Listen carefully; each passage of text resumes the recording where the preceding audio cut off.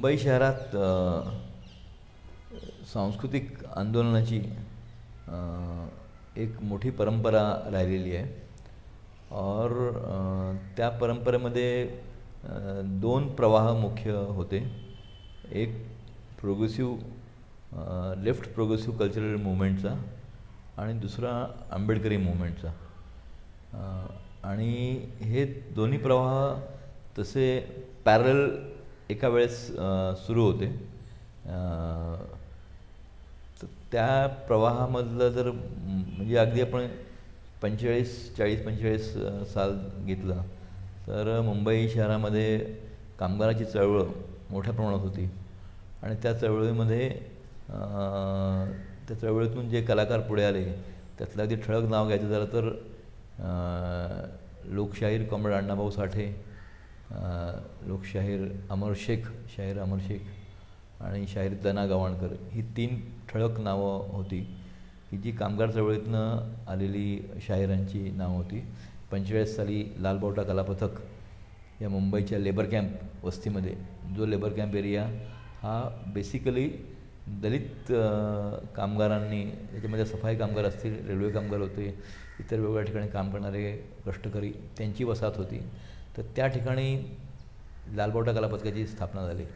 आणि labour camp हा area हा आंबेडकर मुवमेंट आणि लेफ्ट मुवमेंट या दोघांचाही तसा एक गड मानला जायचा, बालेकिल्ला मानला जायचा. तर त्या ठिकाणी सुरुवातीला लालबावटा कलापथकाची सुरुवात झाली. आणि एकूण आपल्याला जर ज्याला अँटीकास्ट कल्चरल याच्या दृष्टीने बघायला गेलं तर एकीकडे हे सगळे कलाकार जे होते, ह्या कलाकारांमधले अनेक जण असे होते की जे सुरुवातीला यांच्याबरोबर अगदी त्याच्या पाठीमागे जायचं झालं तर काही वर्ष आधी तर 1933, 35, 40 या पिरियडमध्ये मुंबईमध्ये कामगारांचे मेळे भरले जायचे. काही कार्यक्रम असे व्हायचे, सांस्कृतिक कार्यक्रम व्हायचे, त्याच्यामध्ये लहान लहान स्किट्स, नाटकं त्याची प्रेझेंटेशन केलं जायचं. तर त्याच्यामध्ये मुंबईतल्या डिलाल रोड नावाचा जो एरिया होता, त्या डिलाल रोडला फ्रेंड्स युनियन नावाचा कल्चरल ग्रुप होता. आणि त्या ग्रुपमध्ये मेजॉरिटी आर्टिस्ट हे नंतर जे पुढे मोठे झाले त्यातले एक राघू कदमसारखा एक कलावंत होता, सिकंदर शेख नावाचा एक कलावंत होता, जे पुढे अमर शेख अण्णाभाऊंच्या बरोबर कलापथकामध्ये आले. पण हे तिथे लहानपणापासून आणि तिथे त्या काळामध्ये ते कास्टच्या संदर्भातल्या प्रश्नावरची गाणी असतील किंवा कामगारांच्या प्रश्नावरची गाणी असतील तर अशी गाणी त्या काळामध्ये ते बसवायचे. आणि ते ग्रुपच आपला म्युझिक सगळं तेच सगळं करायचे.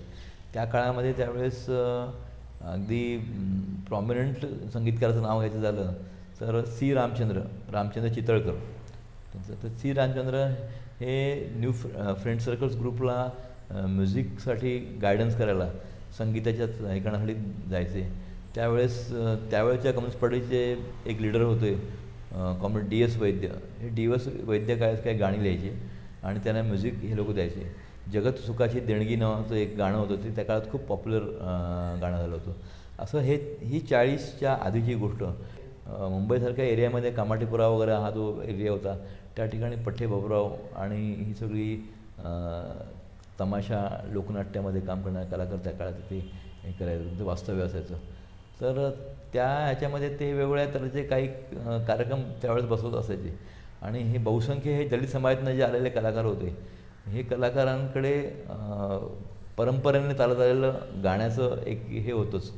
किंवा मग हलगी वाजवणं ज्याला म्हणतात, डफ हलगी ज्याला म्हणतो आपण, तर ते देखील मातंग समाज असेल, महार समाज असेल, त्यांची ती ग्रामीण भागामध्ये पारंपरिक ही सगळी त्यांचं काम चालत असायचं. डफ वाजवणं, हलगी वाजवणं वगैरे या सगळ्या गोष्टी ते करत असायचे. तर त्यामुळे ते नंतरच्या काळामध्ये तेच कलाकार त्यांच्या कलापथकामध्ये वाजवायला लागले. आता अण्णाभाऊ साठे हे स्वतः देखील काही वेळेस एकतारी असेल किंवा इतर काही गोष्टी असतील त्या घेऊन हे करत असायचे. त्यांच्यासोबतचे जे कलाकार होते कलापथकामध्ये, म्हणजे कलापथक जरी ते कामगार चळवळीचं असलं तरी कलावंत जे होते हे त्यातले निम्म्यापेक्षा अधिक कलाकार, म्हणजे काही ब्राह्मण समाजातले पण होते, पण मेजॉरिटी कलाकार हे दलित समाजातून आलेले कलाकार होते, जे त्याच्यामध्ये त्यांच्या साथीला असायचे. विशेषतः 40, 45, 50 हा जो पिरियड आहे, या पिरियडमध्ये मुंबईमध्ये एकीकडे मुंबईच्या पेक्षा बाहेरच्या भागात बघायला गेलं तर नाशिक वगैरे एरिया आहे, धुळे असेल, त्या ठिकाणी आंबेडकरी जलसाची एक परंपरा होती. आंबेडकरी जलसाचे कलाकार होते. भीमराव कर्डकसारखं एक ज्याला प्रॉमिनंट नाव म्हणता येईल, की जे त्या काळामध्ये त्याने आंबेडकरांवर पोवाडा लिहिला होता 50च्या आधी. तर भीमराव कर्डक त्यावेळेस होते. नंतर इतरही काही नाशिक जिल्ह्यामध्ये जलसाकार मंडळी होती की जी दलित चळवळीतला जो विषय असतील त्याच्यावर गाणी लिहायची. म्हणजे महाड सत्याग्रहाचा असेल, काळाराम मंदिर सत्याग्रहाचा इश्यू असेल, जेव्हा आंबेडकरांनी धर्मांतराची घोषणा केली 35 साली येवल्याला, तर त्याच्यावरचं लिहिलेलं गाणं. तर अशी गाणी त्या काळामध्ये केली जायची. आणि त्या काळातला विशेषतः आंबेडकर चळवळीतला जो प्रचार हा एकीकडे आंबेडकरांच्या सभा वगैरे व्हायच्यात, पण दुसरीकडे हे जे कलाकार होते हे कलाकार आपल्या गाण्यामधून, आणि त्या काळाचा मोठ्या प्रमाणात समाज हा निरक्षर होता, हा शिक्षण कमी असलेला असायचा, वाचनाचं प्रमाण कमी असायचं. काही ठिकाणी त्यांनी सार्वजनिक लायब्रऱ्या वाचनालयं सुरू केली होती, परंतु मोठ्या प्रमाणात संदेश जो आहे, विचारांचा संदेश जो आहे हा या जलसामार्फत हे कलाकार त्यावेळेस पसरवण्याचं काम करत होते. आणि म्हणून त्यावेळेस बाबासाहेब आंबेडकरांनी देखील त्या काळात म्हटलेलं आहे की माझे 10 भाषणं आणि कर्डकांचा म्हणजे भीमराव कर्डकांचा एक जलसा, बोथ आर इक्वल, दोन्ही एकत्र आहेत, एक का ह्याचे आहेत, हे त्यावेळेस त्यांनी म्हटलं. याचा अर्थच असा की त्या काळात जलस्यांनी आणि ह्या गायनपाड्यांनी काम खूप मोठं केलं होतं. लोकजागृतीचं काम जे आहे हे खूप मोठं केलं होतं. आणि एकीकडे तो पिरियड असा होता की त्या पिरियडमध्ये कम्युनिस्ट चळवळीतली अण्णाभाऊ साठे, अमर शेख वगैरे हे लोक ही गाणी या गाण्यामधून कामगारांमध्ये जागृती करण्याचं काम करत होतं. शेतकऱ्यांच्या प्रश्नावर, शेतकऱ्यांच्या इश्यूवर, त्यांच्या समस्यांवर गाणी किंवा स्किट्स लिहिली जायची. दुसरीकडे आंबेडकर जसे, तर ह्या दोन्ही मुवमेंट्स पॅरल ज्याला म्हणता येईल आपल्याला अशा सुरू होत्या. आणि मुंबईसारख्या शहरामध्ये नंतर मला म्हणजे सांगता येईल की आताचा जो शिवडी वगैरे एरिया आहे किंवा काळा चौकी वगैरे एरिया आहे, तर त्या ठिकाणी एक असा अड्डा असायचा की ज्या ठिकाणी आता वामनदादा कर्डक हे नंतर खूप मोठं नाव झालं, पण वामनदादा कर्डक हे त्या काळामध्ये ते तसे मूळचे नाशिकचे, पण इथे येऊन श्रावण यशवंतेसारखा एक गायक होता, श्रावण यशवंते, गोविंद मशिलकर सुरुवातीच्या काळामध्ये आंबेडकर याच्यामध्ये बघितलं एकतर काही गायन पार्ट्या असायच्या आणि काही कव्वाली पार्ट्या असायच्या. आणि कव्वालीमध्ये म्हणजे आता गोविंद मशिलकर हा त्या काळातला खूप पॉप्युलर कव्वाल म्हणून, विठ्ठल उमप वगैरे हे सगळे नंतर पुढे आले, परंतु गोविंद मशिलकर हा त्यातला आघाडीचा गायक होता. आणि त्याच्या कव्वालीमधून सगळा सामाजिक संदेशच त्या कव्वाल्यामधून व्यक्त केला जायचा. कव्वालीचे सामने व्हायचे, त्या सामन्यामध्ये देखील सवाल जबाब आणि या गोष्टी सगळ्या असायच्या. मुंबईच्या क्षेत्रामध्ये दलित वस्ती आणि मुस्लिम वस्ती ही खूपदा काही ठिकाणी एकमेकांच्या जवळ असायच्या, त्याच्यामुळे त्यांना दोन्हीकडची आणि कव्वालीमध्ये विशेषतः कोकणातून आलेले नवनीत खरे सारखा कलाकार होतात. तर हे सगळे जे पॉप्युलर त्यांनी त्यांची कव्वालीची स्टाईल अडॉप्ट केली, स्टाईल उचलली, परंतु जो मेसेज होता तो मात्र आंबेडकरी थॉटचा जो मेसेज होता तो कव्वालीतून त्यांनी हे केला. आणि त्यांचा आवाज पण खूप चांगला असायचा. नंतर वामनदादा कर्डक हा त्यातनं पुढे आला. नंतर श्रावण यशवंत मी म्हटलं, श्रावण यशवंत त्याच्यातनं पुढे आला. लक्ष्मण केदारसारखा एक चांगला स्वतः गायक होता आणि कवी होता, ज्याचं ते एक गाणं तर खूप तुम्हाला सगळ्यांना माहिती आहे की ज्या गाण्यामध्ये त्यांनी बुद्ध कबीर भीमराव फुले या धरतीवर जगले, या भूमीवर जन्मले, त्यांनी जनजीवन फुलविले ग शेजारीनं सखेबाई, हे जे गाणं आहे बुद्ध कबीर भीमराव फुले, हे लक्ष्मण केदारने दिलेलं गाणं आहे.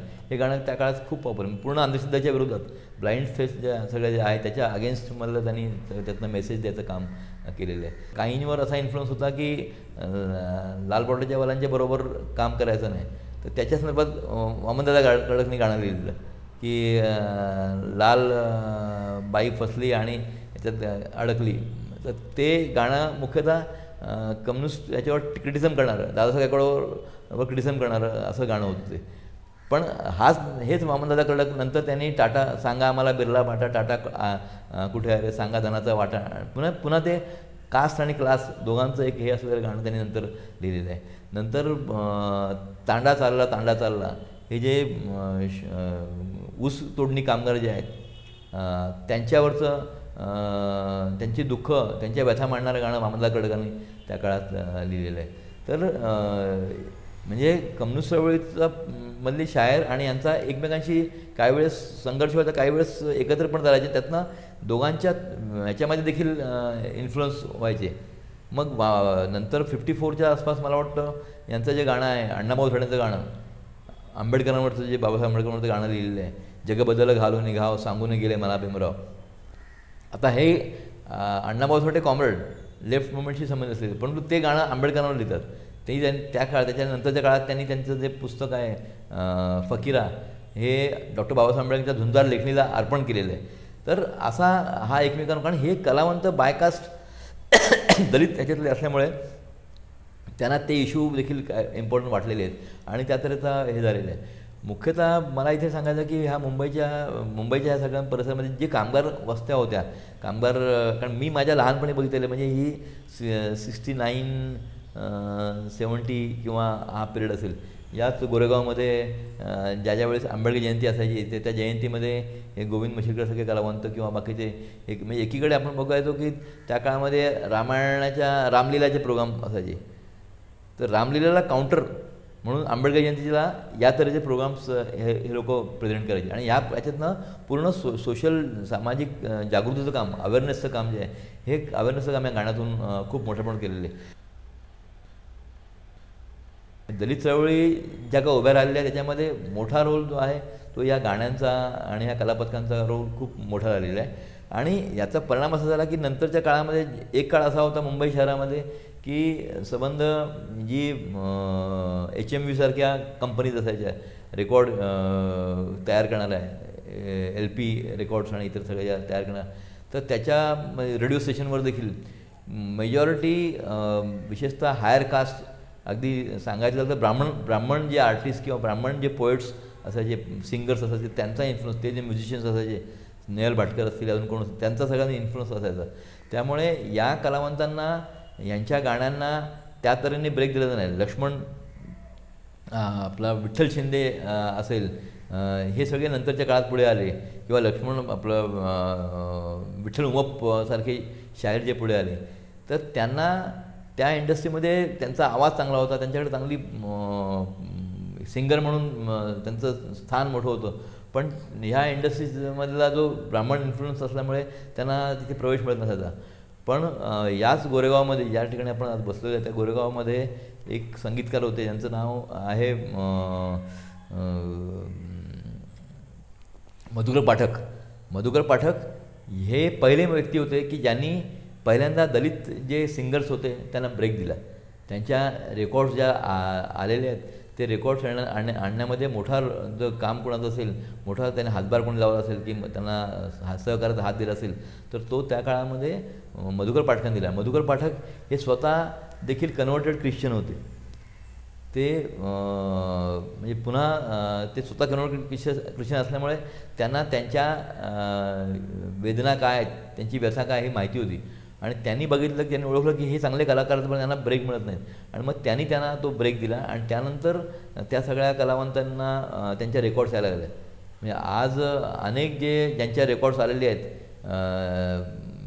विठ्ठल उमप असतील किंवा इतर जे वेगवेगळे कलाकार लक्ष्मण केदारचे आले, मग अनेकांच्या नंतर आता अगदी आपण बघतो की मिलिंद शिंदेपासून बाकी सगळे जे अनेक कलाकार आहेत, पण यांना सुरुवात जी झाली ती यांनी खरं सुरू करून दिली.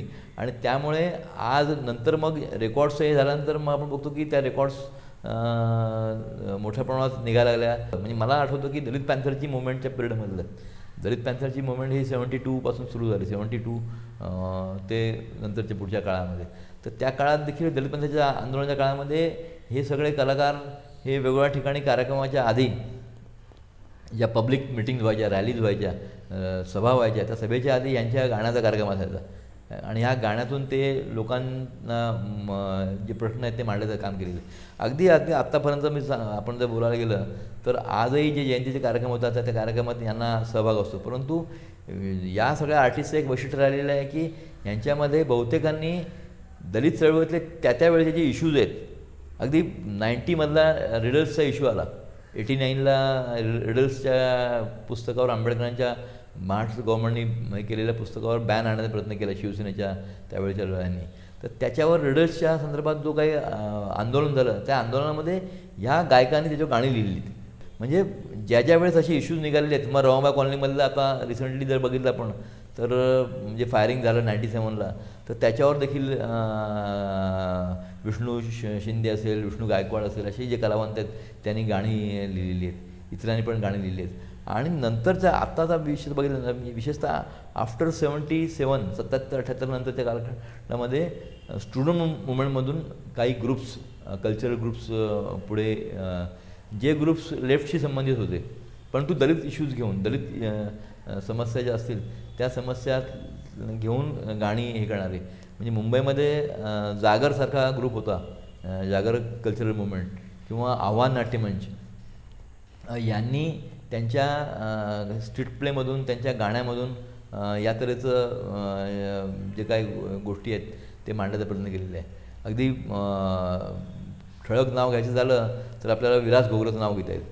विलास घोगरेंनी जी गाणी गायली ती चेरामंडा राजूची काही गाणी मराठीमध्ये अडॉप्ट करून त्याचं रूपांतर करून त्याच्यामध्ये कास्टचा इश्यू आहे अशी गाणी चेरामंडा राजूची विलासनी मराठीमध्ये केली.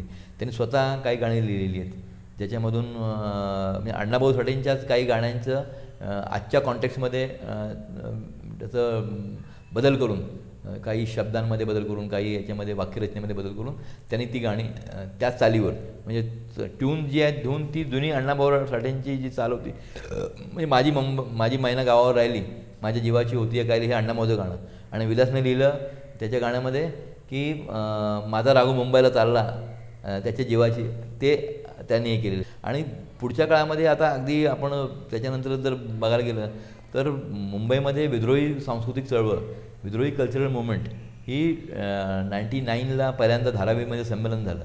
तर त्या धारावीच्या संमेलनामध्ये विद्रोही कल्चरल मुवमेंट म्हणून संभाजी भगतसारखा शाहीर, संभाजी त्याच्या आधी होता आव्हान नाट्य म्हणजे बरोबर, परंतु संभाजीने विद्रोही संमेलनाच्या वेळेस जे गाणं दिलं जे पॉप्युलर झालं नंतरच्या काळात, हे पालखीचे भोई यांना आईची ओळख नाही, आणि त्याच्यामध्ये त्या गाण्यात देखील त्यांनी जे आणलेलं आहे ते इथले एस्टॅब्लिश तथाकथित प्रस्थापित साहित्यिक जे आहेत, कलावंत जे आहेत, यांना या देशातल्या जो डाऊन टोडन, जो दलित आदिवासी जो शोषित समाज आहे त्याचे दुःख, त्याच्या वेदना, त्या स्त्रीची असलेली वेदना ही त्यांना दिसत नाही, आणि ती त्यांनी त्या गाण्यामध्ये मांडलेली आहे. धारावीतलं जे संमेलन घेतलं गेलं पहिलं ते संभाजीने गाणं लिहिलं, त्यातनं गाणं लिहिलेलं आहे. तर 99 नंतर विद्रोही कल्चरल मुवमेंटमधून अनेक तरुण कलाकार पुढे आलेले आहेत आणि ज्यांनी कास्ट इश्यू आणि क्लास इश्यू, तर हा फरक हा पुढच्या काळामध्ये अतिशय ठळकपणे आपल्याला बघायला मिळतो, जो पूर्वी नव्हता, जो आत्ताच्या ह्या काळात. आणि नंतर मग त्याचा अगदी शेवटचा पण अलीकडच्या काळातलं जर चांगलं उदाहरण बघायला गेलं तर कबीर कला मंच, शीतल साठे, सचिन माळी, रुपाली असेल, ढवळा असेल, किंवा अजून बाकीचे बाहेर शंतनू कांबळेसारखा नाव. शंतनू कांबळे मुंबईमध्ये विद्रोहीमध्ये काम करायचं. शंतनू कांबळे यांनी दलितार हल्ला बोलना, श्रमिकार हल्ला बोलना, ही लोकशाही तुझी नाही र. आता शंतनू कांबळे दलितार हल्ला बोलणं म्हणतो, श्रमिकार हल्ला म्हणतो, म्हणजे दलित श्रमिक एकजूट हा जो थॉट जो आहे, हा थॉट शंतनू कांबळेच्या जनाची. आणि नंतरच्या काळामध्ये शीतल साठे आणि सचिन माळी असतील, बाकीचे जे कलावंतांची नावं घेतली कबीर, तर त्यांनी तो पुढे सगळे ट्रॅडिशन नेलेली. तर ह्या मुंबई शहरामध्ये आणि मुंबईच्या आसपासच्या याच्यामध्ये हा सगळा जो हे आहे, हे भाग सतत सातत्याने राहिलेला आहे. आणि याच्यात त्यांचा एक मोठा रोल राहिलेला आहे. इथल्या संबंध सोशल अवेअरनेस करण्यामध्ये, पॉलिटिकल अवेअरनेसमध्ये यांचा एक मोठा रोल राहिलेला आहे. आणि मला असं वाटतं की मधल्या काळामध्ये मला एक थोडंसं जस्ट मेन्शन करायचं आहे की एकीकडे हे दोन आंबेडकरी आणि दलित ह्याच्यातले ट्रेंड, दुसरीकडे समाजवादी जे ग्रुप्स होते, समाजवादी सोशलिस्ट ज्याला डेमोक्रेटिक सोशलिस्ट मांडणारे, तर त्यांच्यामधले पण काही ग्रुप्स होते की ज्यांनी त्या काळामध्ये साने गुरुजींची गाणी असतील, मानवाच्या कल्याणाच्या गोष्टी करणाऱ्या, एकूण जनरल ऐकणं, अशी काही गाणी त्यांची गायली. व्हल्गरनेस देखील पुढच्या काळामध्ये अधिक वाढत गेलेलं आहे. म्हणजे विशेषतः अलीकडच्या काळामध्ये, म्हणजे ज्याला द्वैअर्थी गाणी म्हणतात, डबल मिनिंग असलेली जी गाणी आहेत, तर आंबेडकर जयंतीला जस्ट लोकांना पॉप्युलर काहीतरी द्यायचं म्हणून काही पण द्यायचं, म्हणजे. आणि हा जो ट्रेंड झालेला आहे, हा ट्रेंडची सुरुवात जी आहे, तर मला असं वाटतं की आफ्टर 90 कारण मुंबईमधली दलित मुवमेंट आणि लेफ्ट म्हणजे प्रोग्रेसिव्ह मुवमेंट ही त्यांना म्हणता येईल की जशी मुवमेंट कमी होत त्यांचा जर फोर्स कमी होत गेला त्यासोबत ट्रेड युनियन मुवमेंटचा आणि इतर याचा, तर त्या पिरियडमध्ये ह्या व्हॅक्यूममध्ये मग ही असल्या प्रकारची गाणी तयार झालेली की जी ज्यांच्यावर मुवमेंटचा किंवा आंबेडकरी थॉटचा इन्फ्लुअन्स नसला म्हणून मग ह्या तऱ्हेची वल्गर गाणी देखील आलेली आहेत. आणि मग दुसरी वाईट गोष्ट अशी घडलेली मला त्याच्या ट्यूनविषयी सांगायचं आहे की आंबेडकरी चळवळींनी अनेक चांगल्या ट्यून्स दिलेले आहेत, चांगल्या धून ज्याला म्हणता येईल त्या ट्यून आंबेडकरी चळवळीतल्या गाण्यातून दिलेले आहेत. म्हणजे अस्सल लोकगीतं, अस्सल ओव्या काय त्याच्या ज्या चाली आहेत त्या चाली त्यांनी त्या गाण्यातून आणलेल्या आहेत. म्हणजे अनेक नंतर काही गायक या आंबेडकरी ह्याच्यातले काही गायक नंतर ज्यांनी धार्मिक ह्याच्यासाठी पण गाणी लिहिलेली आहेत. म्हणजे शिर्डीसाठी पण गाणं लिहिलं आहे, कोणी विठ्ठल रखुमाईच्यासाठी पण गाणं लिहिलेलं आहे, अशी गाणी पण नंतर लिहिली. पण त्यातली ती गाणी पॉप्युलर झाली आणि त्या गाण्यांना म्हणजे तो कलाकार गाणारा कलाकार हा दलित समाजापैकी आहे. पण यातले काही कलाकार असे राहिले आहेत की वामनदादा कडकसारखा माणूस, वामनदादा कडकाने कधीच त्याला अनेकदा ऑफर आले त्यांना की तुम्ही हिंदू धर्मासाठी मग पांडुरंगासाठी गाणी लिहा किंवा अजून शिर्डीच्या साहेबासाठी गाणी लिहिले, पण त्यांनी कधी गाणी लिहिली नाहीत. म्हणजे काही कलाकार हे अतिशय थॉटच्या लेवलवर कमिटेड राहिले, हा फरक राहिला आहे. एक म्हणजे काही लेफ्ट कलाकार आणि काही आंबेडकर याच्यातले कलाकार वामनदादा कडकसारखे की ज्याने कुठल्याही प्रकारचं कॉम्प्रोमाइज केलं नाही. म्हणजे त्यांना जर ठरवलं असतं त्यांना पैसे कमवता आले असते, पण त्यांनी पैसेसाठी केले नाही. 90 के पहले जो खास करके जो गायन पार्टियाँ रहती थी, तो गायन पार्टियों में बहुत से एक आध दो औरत तो रहती ही थी, ऐसा नहीं, मगर उसमें से जिन बहुत 2-3-4 लोगों का ही नाम ज़रा पॉपुलर ज़्यादा हो गया औरतों की.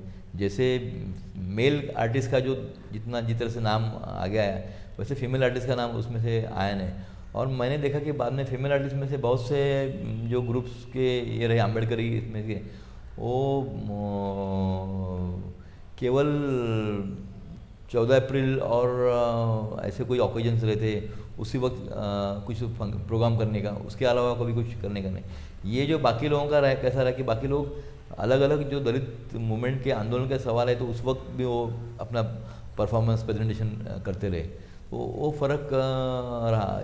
फीमेल आर्टिस्ट को वैसा ये नहीं, जिसमें अनुसाबाई शिंदे करके वो बायकास्ट लड़ित नहीं है, वो ओबीसी की है, मगर अनुसाबाई शिंदे ये आखिरी तक ये सब शायरी इसमें अपना गाने का प्रोग्राम जो है वो करती रही है. तो ऐसे कुछ लोग रहे कि जो मगर बहुत कम औरतें रही कि जो उतनो कंटिन्यू मूवमेंट के साथ में रही.